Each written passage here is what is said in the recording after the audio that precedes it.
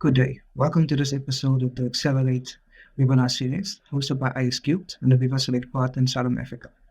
My name is Jessica Prince and I'm a solution architect with IS Cubed.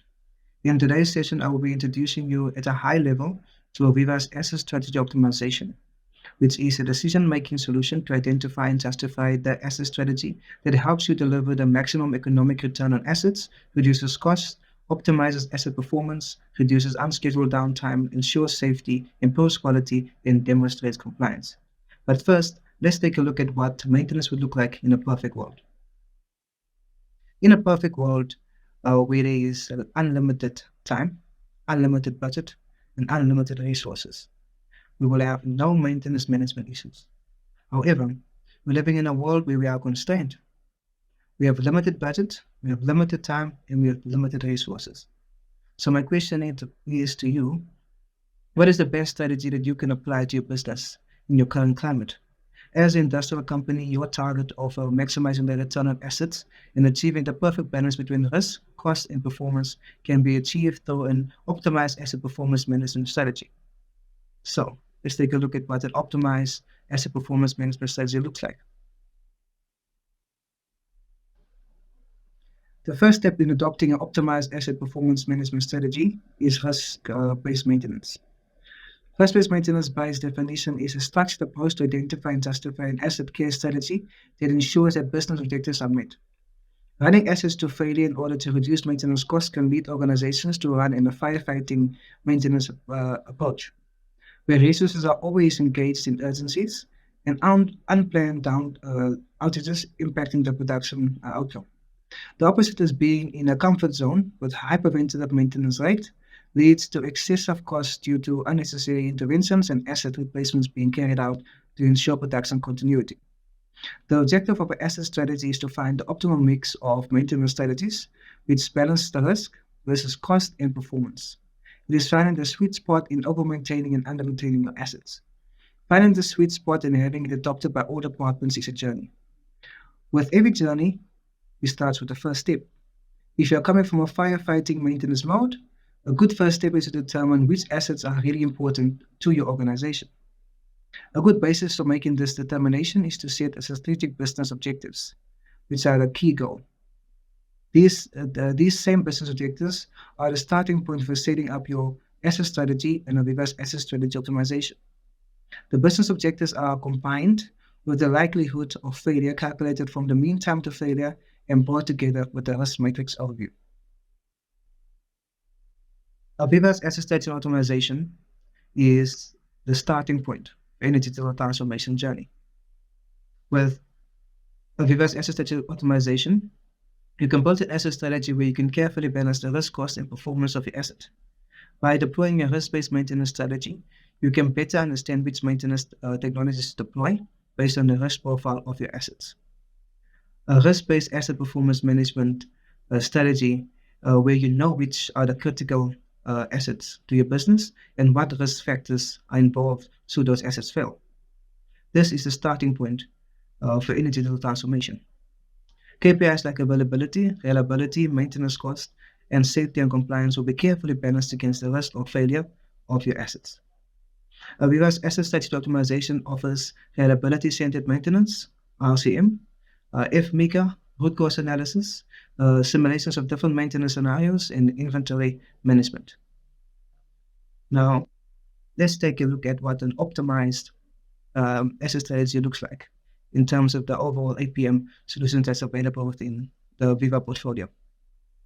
So let me just take it through a continuous improvement approach.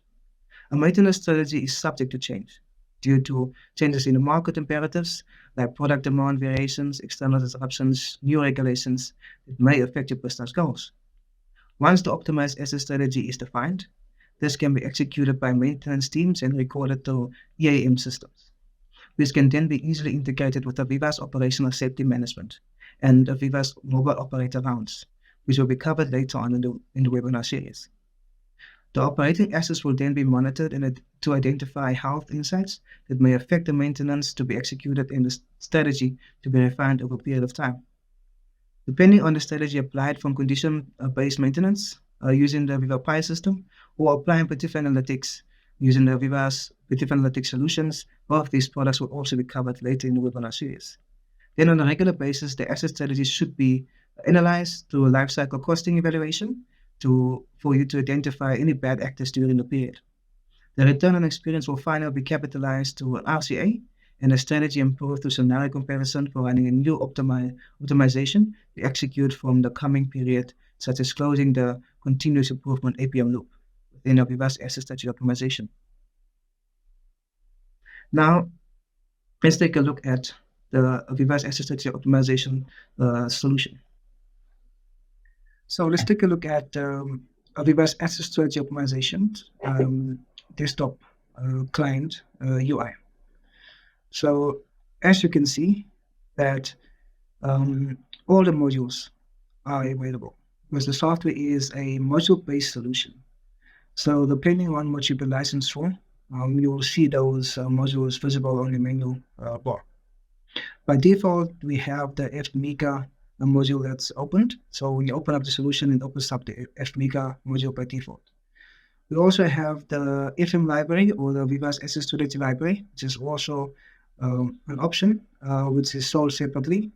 This allows you to easily create the asset tray depending on the sector-specific failure data. So this dramatically reduces the time from creating your asset strategy from a manual entry. So you can see on the middle pane we have our FMICA or our asset structure for pop solar demo that I'm currently running. So you can see all the different levels within our structure. So you can collapse, depending on how many levels you have, you can collapse that to the lowest level. Then to add another 4 users, high click, and then the new button will display any options that's applicable to that application that you've selected. So next we'll have a quick look at the web client. So you'll use web client with any HTML5 enabled browser. So you'll see the same asset structure as you would see in the desktop client, you will see in the web client. So you could also have the library on your left-hand side. You can easily use as well to drag and drop those library options. You can also then click on the menu icon to see the different options available depending on what item you selected. You could also use the add button functionality to add different components to your structure. You also look at the user, which user is logged in. You can also change the password as well. So now let's just do a drill down into one of our structures. You'll see that the layout is exactly the same as what we have in desktop client. So you can move from, so depending on the size of your asset structure, it will take some time to load. So, but depending on how you set up. So in terms of the coloring, so normally the green is for non-critical assets. It's been highlighted in red. It's the critical assets where you would apply the preventative measures. So where it's going, you see depending on what you select, the menu will then show the relevant actions you can then perform based on your selection. So you can see we can add another item on the same level, or we can add a child item to whatever object you've selected. All right, so let's just look at, just scroll down some more. Let's go into ball valve and let's see the different freedom strategies that we have added. So we have condition based that we have. So you can see that is the same as we have in the desktop client.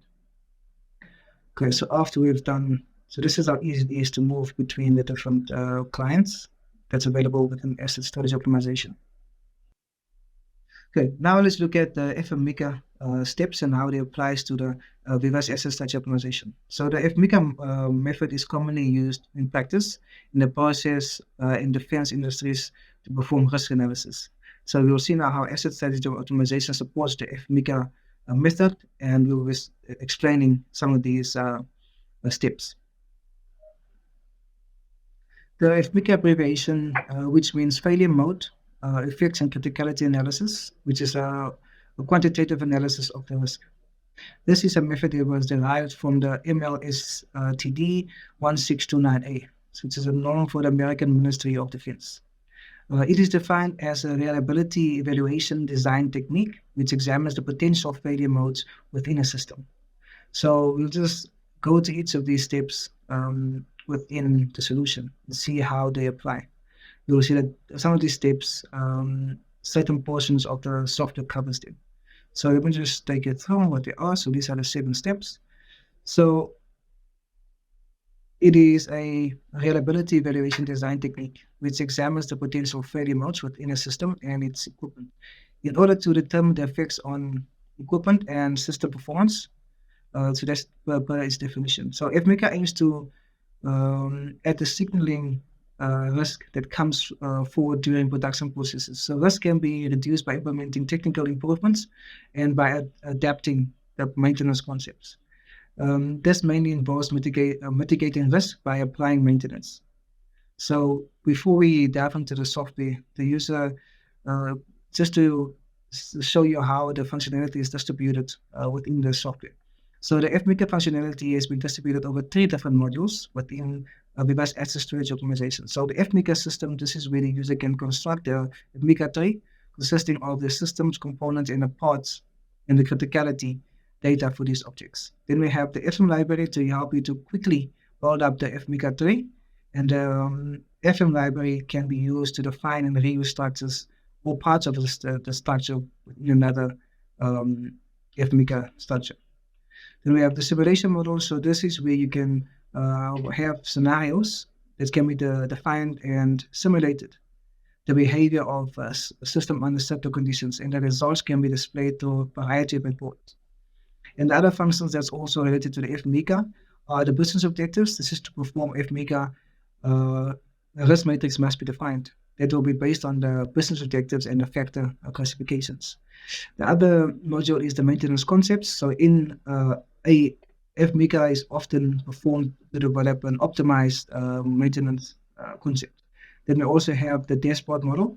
The dashboard indicates the FMECA progress to the user for indicated scope. So now let's look at each of these different steps and how we can apply it in the solution. Now let's consider the following. So we're going to look at the first step in the 7-step process. We're going to look at the boundaries and decomposition and the functional disruptions. So now we have a circulation pump. What would be the best maintenance strategy to apply to this pump? So we're looking at the application, the design, and also the designation of this pump. And now we have broken down the pump into different components. We have the motor, gearbox, couplings, and the propeller. And we've also listed the different failure that can occur within the different components. So let's take a look at how we can create this FMECA structure within AVEVA's Asset Strategy Optimization. So the first step to do is to create a folder within AVEVA's Asset Strategy Optimization. So we right-click, we can say New. We will rename our folder. For this example, we'll use Plant 1 as my folder, which is the lead test, and then rename it Plant 1. We'll then right-click on a folder we just created. Then we'll create a serial subunit to provide an asset name, which is going to be underneath our unit, which is going to be our plant sub. So we're going to have the folder structure. We're going to have then our unit. Then after we have created our unit, we'll then add our circulation pump. Okay, so we right-click on New. We will say Unit, and we'll rename this to Plant Sub. So just bear with me. My demo environment is a bit slow. Right-click, give it a name. So we'll say, Plant Sub. After we've created our plant sum, you can also see the different options available if you right-click on your folder structure on your left-hand side and also your right-hand side. So you'll see the different menu options available. Right, so now we go back, we'll right click, it will say new, we'll create an assembly, so you see a subunit. We'll name this circulation pump. Then if you have the tag numbers available, you can also add the tag number, and then the tag number will be automatically added to your serial subunit. So after we've created our serial subunit, we will then add the circulation pump. So we'll right click new, we will say assembly.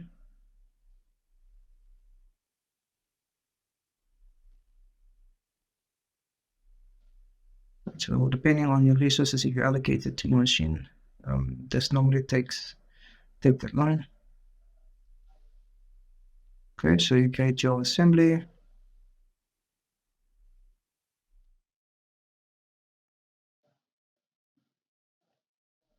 Okay, so after we've created our assembly, we then create the different components as well underneath our pump. So we'll create the motor, we'll create the gearbox. Then after we've done, we will then later on add the failure modes to the different components as well. So now we're going to say circulation pump on our assembly. So the normal process is to right click and add new.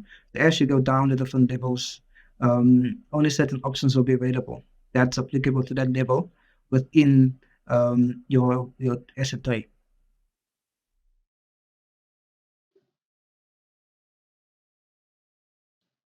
Okay, so we've added the circulation pump. Okay, so we click new, so we'll see the different options available. So component we're going to add. So this is where we add the component level to our asset structure. So you can also copy and paste the different components and just rename the description in the property window as well. Just save some time in terms of adding a different descriptions or different components. And as you can see, as you go deeper down the levels, depending on how far you have created your structure, you can expand it to that different kinds of levels. So in terms of if you're doing this manually, it normally takes, depending on your asset structure that you have, that normally takes a while to create this manually. But if you have the asset strategy library, you can easily drag and drop those applicable asset libraries to your environment. This then enables you to will save you time in terms of you doing this manually. So we're going to add the gearbox. Okay, let's just say new. Okay, so like I said before, we can just copy and paste the other components. So right click and then we'll copy and paste. And it's just waiting for my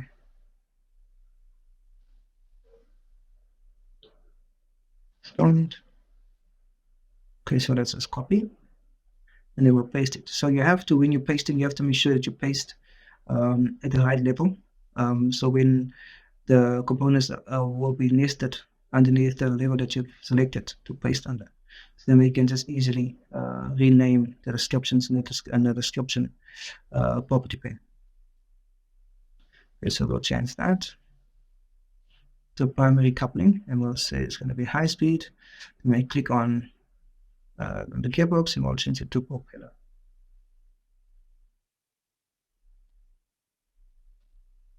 Okay, the pump that has been added.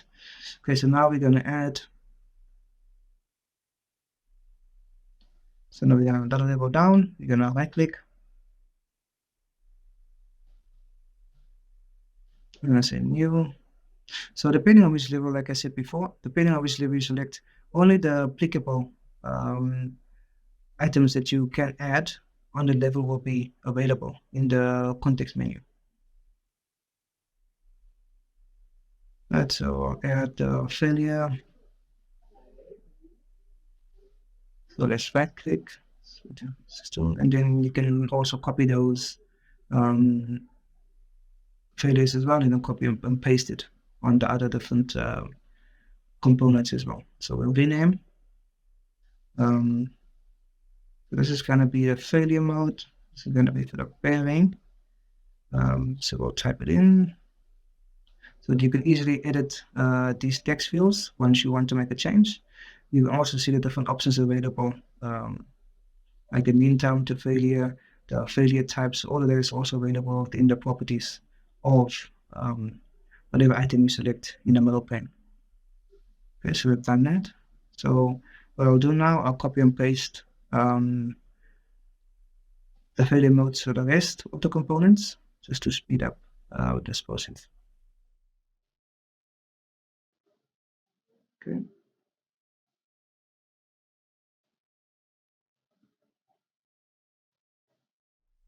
So whatever other properties that you have also defined, it will also be available in. So for this, we're gonna say that it's gonna be because of way. So we're gonna add way on our defect bearings. So once you've added that, but you can see how simple and easy it is for you to create your own customized structure, which is applicable to your environment within AVEVA's Asset Strategy Optimization. So like I said as well, using the FM library saves you a lot of time in terms of completing your asset structure. So I've copied and pasted all the failure modes, and then I changed the property description on all of those. Okay, so let's move on to the next stage. Okay, let's take a look at how we add the business objectives within AVEVA's Asset Strategy Optimization. So you have to select the unit on the leftmost pane to enable the business objective module. So you'll see now as I'm showing you. So it's only available if you select the FMEGA structures on the left-hand side. If you select any item within the middle pane, it's not available. You can add up to 6 business objectives for one FMEGA project or folder. So the selection options is determined whether or not the values of each maintenance action is part of the component or system, which is determined for the maintenance time and also the response time fields. So you can look at the downtime and risk calculation options as well. And all these fields are text-free fields, so you can easily edit it adjust to your requirement. You can also set a default to determine which effect on your business objective is populated by default as a standard risk threshold within the FMEGA grid. Now let's look at the third step in the 7-step process of the FMEGA system. So now we're going to define the classifications and weighing factors. So for FMEGA, it's a common practice to create classifications for the time periods, mean time to failure, and repair durations, and to link these to the weighing factors. The weighing factors define the importance of certain failure causes for one of the business objectives. This mechanism is called a factor classification. So the classification is performed on a system level. An example is what I'm going to take you through now. So it works on the same as the business objectives. So you click on business objectives and you select your classifications. So you see we have the 2 options available, repair duration and mean time to failure.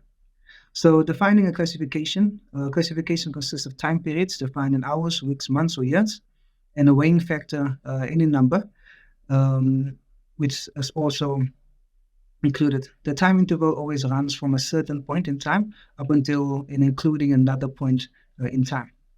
So if time is 1 is greater than x, is then also then greater than times 2. So the time interval will automatically be adjusted to the newly entered time values, so they will always be connected. So they follow on one another. So to create a factor classification for the system, you open your FMEGA system screen. You select the FMEGA system you want to configure the classification. You right-click on the FMEGA system, and you select the factor classification. And in the quick menu, then you will then see this the screen as you see now. That's displayed.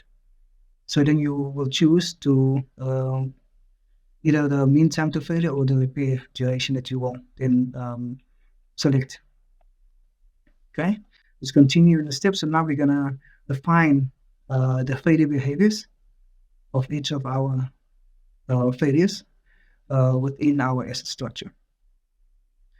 So for this, we're gonna open up our asset structure. We're gonna select our failure modes. Then we're gonna add our failure behaviors. So I have a list of failure behaviors that's going to be copy and pasted. Within here, you can see that they are available in the properties pane of our solution.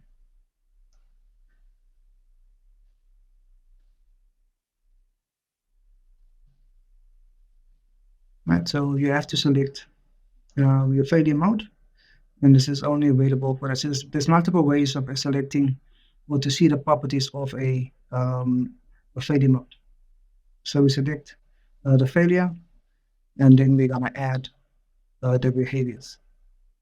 So you can see in the bottom, there's the functional failure that's available. So now we're going to select another one. It's an example. So you'll see there's an edit button. So with the edit button is where you can add those failures to a list of failures. So you click the add button, and then you're going to individually name them. So it's a text field.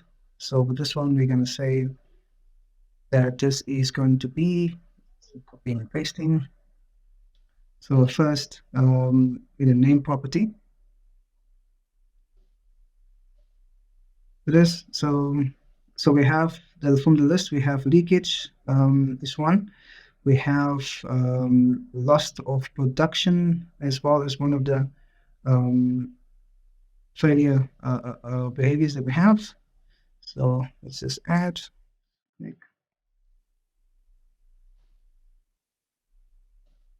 So I'll only add a few and then fast forward the video just for the add of for the sake of time.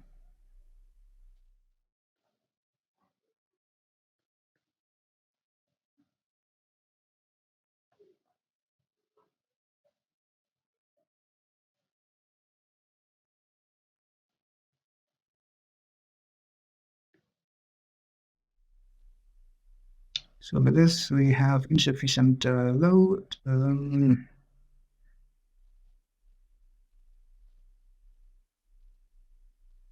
No, insufficient and no output. So we're going to say, okay. We can then easily edit or add that failure mode that we have.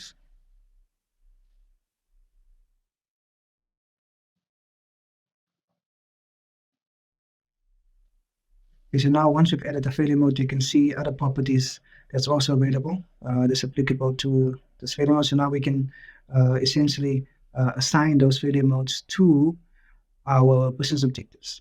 So there's two ways of doing it. So now I'm showing you a quick way of doing it. Then we also have the option, which is the GUT functionality, the fixed GUT. We will be covering that later. In one of the videos, this is where you have a complete view of your different business objectives and then the classifications of your failure modes on those business objectives. So now we're going to add. So once you add the other failure behaviors, you will see that they are saved in a list. And then depending on your failure mode, you can then just select the appropriate failure behavior for that mode. Okay, so we have leakage and we're also adding no cooling as one. Say okay. Now we can select any one of the other failure modes and then you can just select the list and then select the appropriate option that's available. It's applicable to that failure mode. Okay, so once we have added our failure behavior, we can now add for the other ones. So just click.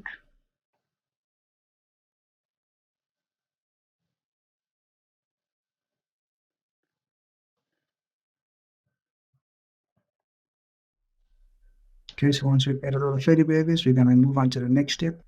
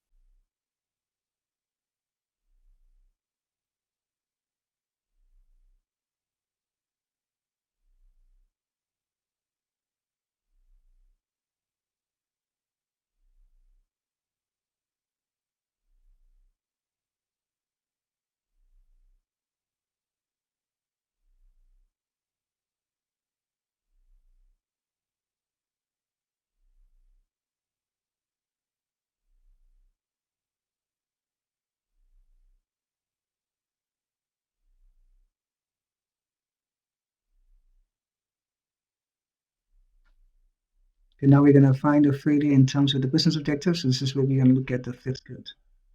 So now using the flex grid, so you have to select your component. So you can either use the quick option on the top to select the flex grid, or you can select on the component level or your unit level. So we'll right click and it will open up flex grid, and it will open up, and then you can assign your classifications based on your business objectives. So after entering a failure data, the next step is to define what a fixed or failure will have in your business objectives. So this data can then be stored or is stored in the FMaker grid. The FMaker grid presents an overview of the parts that are present in the selected system. So for each part, an overview is presented, and also the failure modes as well. So next to each of the failure modes are a number of columns that can store the effect on the business objectives. The number of columns is equal to the number of business objectives that you have defined for the FMaker system. Per business objectives, a choice can be made among the classes that were defined, and then in each of the columns, each business objective, the effect of the failure, and also on the level of the subsystem can be entered. With the data in the FMaker grid, gives you a comprehension of how failure affects the business objectives, as it also that failure increases. Getting into customization of the asset strategy for some specific asset is still a needed step, and our flex grid selection helps making bulk data in a user-friendly format, giving you a full overview and filter capabilities for the reliability-centered maintenance data. We see here how the asset failure causes maintenance. We see here how the asset failure causes the maintenance strategies and the effects on the business objectives are classified and can be rapidly modified without the risk of misalignment due to paperwork or worksheet practices. So I'm going to add a few, and then we're going to forward the video we have added the complete list of for the classifications. So now double checking my effect for the cost on what the leakage will have in terms of the functional failure. So we're looking at the functional failure, and then the classification we're adding to those. Because you can see it's a very easy to use user interface where you can then easily select those classifications. Okay, so I've added a field.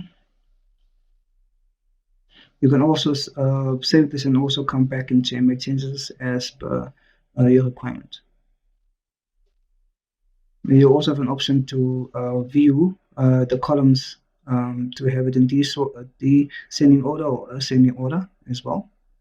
And then you can just update the relevant values per column. And so select. Okay, so for this one, we have the loss of capacity. We add it. So the completing the FMaker grid or assigning the effects to the business objectives is one of the requirements before you can actually complete or to use the risk matrix functionality within the solution. So this is one of the required steps for you to get to that point where you can actually use the risk matrix.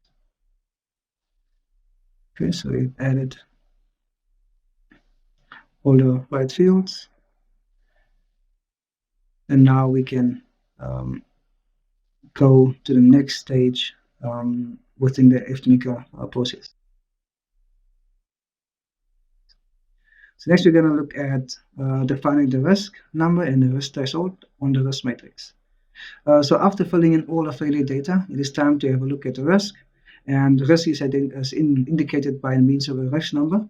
This number is the product of the weighing factors of the mean time to failure or the repair duration in the classification of the effect. So whenever the risk exceeds the set threshold, the risk threshold, the part in question will be considered the critical. Calculating risk numbers is done automatically by AVEVA's Asset Strategy Optimization, and the result of these calculations are visualized in a risk matrix, and we will see what this looks like in the software. Okay, so defining the risk number and looking at the risk threshold. So, like I said, after you fill in all the failure data, it's time to have a look at the risk. Okay, so you'll see that the system automatically calculates the risk for us, and you can visually see what it looks like in the risk matrix. So you also have an option to change your business objective and to see how that will impact your risk matrix. So I'm just giving you a high-level overview of the risk matrix functionality that's available in the software. So this is all visualized based on the data they've entered into AVEVA's Asset Strategy Optimization. So depending on how big your asset structure is, it'll take not that much time, but it takes some time to load or change between the different objectives in terms of loading the risk matrix. You'll see the best number on the top in the risk matrix, and you'll look at from this, then you can decide depending on the risk, you can then decide which asset strategy to actually implement. So the top line of the risk matrix shows the classification of the mean time to failure, and the second row shows the classification of the repair duration. So it is repeated for each of the mean time to failure classification. So the column on the left shows the classification of the business objectives, and the matrix cell shows the risk number as a column of 3. So the topmost number is the risk number. The middle number indicates the number of combinations of the risk of the failure mode, and then the failure cause and failure conditions that ends up in the cell as a result of the risk calculation. The lower number indicates the number of combinations of a failure mode, a failure cause condition, and that ends up in a cell as a result of the risk calculation performed in a chosen scenario, if you have any scenarios that you want to link to your risk matrix. So this number is 0 if no scenarios have been identified, have been defined, and working with scenarios is part of the simulation that's also available within AVEVA Asset Strategy Optimization. We will not be taking you through that part, but we can look at all the other functionalities also available in the solution. Okay, so once we have done the 7 steps of the FMICA, we're going to look at on a high level on the other different functionalities that's available within the solution. So one feature that's available is to interface to different existing EAM systems if you have on site. So like those will be listed, like SAP, Maximal. We also have a option to do CSV extractions for sharing data, and this functionality can be used to import an asset hierarchy and also import or export a maintenance plan up to the task list. This will avoid any inconsistency during manual entries. So making sense of raw data values is nearly impossible, and this will take a lot of time to figure out how to build a model, much more so than 20 minutes. So as a performance reliability maintenance engineer, you have the history trend to look at trends and find out what is wrong with the information. While this is possible, we have to agree that even the brightest engineers will miss correlations in the data because there's so many combinations of data to look at. And the system makes it easy. So now let's look at other features also available within AVEVA's Asset Strategy Optimization. So in terms of determining the criticality of assets and dormant failure causes. So here we can see the asset structure has been imported from SAP PM, system with added failure causes and maintenance inspection task. The criticality is then run through with the FMICA functionality, providing insight into asset failures caused impact on the business objectives. So the risk is provided by the effect times the probability of the failure. In this example, we can see some failures are in the red area, meaning that the associated risk should be mitigated by adding a strategy action to either reduce the occurrence and moving into the left direction, or to reduce the consequence, moving the failure to the bottom of the risk matrix. To be able to identify and apply the right strategy, our operators or owners need to have the following steps. They have to have insight in the install base. What assets do I have? It seems like a strange question, but sometimes that is not completely in the EAM or the CMS system. AVEVA's asset strategy optimization supports setting up, completing the asset hierarchy with every asset that they have in it, even to export it to a CMMS or EAM system, if it is desired. The purpose of having the entire asset hierarchy in a CMMS or EAM system is to enable register is to enable the registered failures on the right asset, bad actors, and failure registration. And B, to be able to assign the time-based preventative inspective task. So this is varying from regulatory or legislation or OEM prescription or whatever justification is used for their strategy. Creating insight from functions of assets. So this is the role of the asset in the operational process and the effect of the functional failure mode. What happens if the asset is not functioning according to the core function? This would indicate the criticality of the asset. Right, so after we've done that, we can look at design maintenance strategy based on the criticality of the templates. So the speed of deployment of a risk-based strategy, the failure modes and maintenance strategy can directly be dragged and dropped from AVEVA's asset strategy library to gather the best practice and to share them throughout the enterprise. A customization of the templates and specific asset could also be included. You can also mark them as mandatory maintenance activities, and the task list is applicable as well. So you can see that this can be included in the solution. So based on the criticality to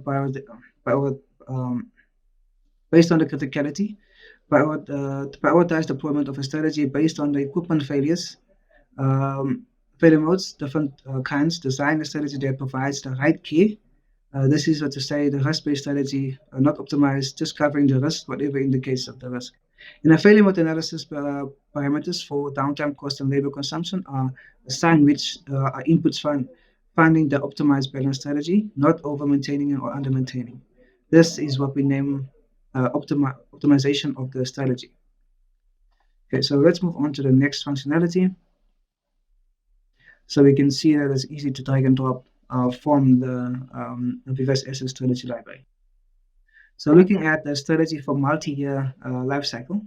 So to further optimize the risk-based strategy is to carry out analysis throughout using the simulation. The affected failure modes analysis parameters like downtime, cost, and labor consumption have an asset lifecycle. Here we have a simulation to run over 50 years of the budget forecasting, including all the preventative maintenance, inspections, unplanned costs due to repair, downtime, and production loss. So a multi-year budget forecasting includes preventative, some of small frequencies. So we have some inspections, could be small frequencies as well. Unplanned costs, repair cost, which is typically higher than planned events, but also looking at the cost for downtime and loss of production. So the claims or any compensation that's also works with that. So this is all depending on the market dynamics. So predictions are taking place based on inputs in the operational properties, failure modes, and maintenance tasks, which could be corrective or proactive. So we can look at the predictive resources requirements that we just spoke about, and looking at different failure modes as well. So a multi-year cycle. So the aim is to find the optimized balance strategy, not to over-maintain or under-maintain. We clearly see here that neither full preventative maintenance is in blue or the full corrective maintenance approaches in yellow are the best ones. So the first has a high maintenance cost, the activity associated with it, while the second is impacted by high repair cost and production losses due to breakdown approach. So looking at building our comprehensive business strategy scenarios as well within the simulation. So we can look at predicting and optimizing the year by the OPEX expenditures. And we can also see that in general, um, the costs for unplanned are higher per asset than planned. Even within inspected aging, an asset can run for a while, but then be repaired in a planned manner as well. Okay, so this is an example. So our risk-based maintenance strategy here in yellow shows improvements on both total cost of maintenance. So this is the task divided by task or duration. They can be further optimized. As seen in the green scenario, thanks to the identification of the most impacting failure causes provided by the tool, so that these can be mitigated to achieve the perfect balance in your strategy. So ability to compare different strategies, as you can see within our solution. Okay, looking at the spare parts optimization and for reducing the impact of downtime affecting plants availability, it's important to optimize your spares part strategy. This can be easily done through a solution thanks to the clear identification of stock candidates for critical spares by the visualizing the impact, the reduction to the downtime risk when putting them on stock. The interactive charts guides the user to clearly identify the changes on the asset strategy. So as we can go through and we can look at what's available in the spare parts optimization.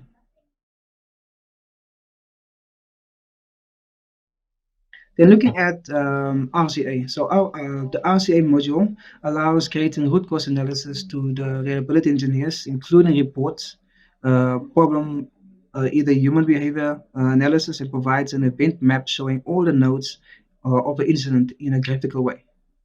This shows that events occurred. This shows that what events occurred, which were the causes and effects, which barriers were present at and led the setting actions to be implemented to avoid incidents happening in the future. The solution then can be exported. The solution can then can the solution then lets exporting those actions for corrective execution, and can also be integrated with maintenance strategy for the following period, such allowing knowledge share at the enterprise level as well. Then we're looking at the user dashboard. So all shown, as you can see in the image, the user dashboard is a customizable widget selection where you can rapidly visualize the life cycle cost over a period, and the PM can remove from the non-critical failure causes, or at the opposite, you can then check the maintenance strategy types, which is adopted for the critical ones, and balance between the corrective and preventative maintenance. For this view, you can then have a field overview of the APM strategy at a glance to take rapid and objective decisions to deliver on your continuous improvement process. So we have the failure-based maintenance, we have the use-based maintenance, condition-based maintenance, and the right widget shows the amount. The right widget shows the amount of failure-based maintenance actions against the mitigation types, which is condition-based actions. The key is to mitigate the failure-based maintenance by introducing condition-based or use-based maintenance. However, non-critical failure-based maintenance is not necessarily needed for mitigation. So you can see on the widgets which is available. And that's all I will be covering in this introductory session, looking into AVEVA's Asset Strategy Optimization. To find out more about the full AVEVA portfolio, you can book a visit at our Customer Experience Center. Details is available on our website, which is www.is3.co.za. Thank you for joining me for this session.